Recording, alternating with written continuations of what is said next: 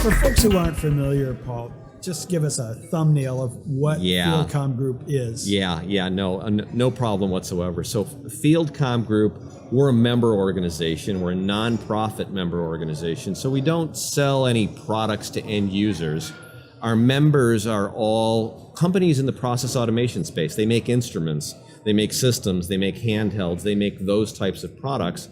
And what we do is we create with those member companies the standards that are used to drive process automation systems, and then we do testing and registration of those products as well, so that you get the little FieldComm Group certified or Heart certified or whatever. We own a lot of technologies. So most people are familiar with Heart, yes, which has been around forever, but it has other iterations. There's Heart, there's 4 to 20 milliamp Heart, obviously, there's Heart IP, and there's wireless Heart. We own the Foundation Field Bus specifications.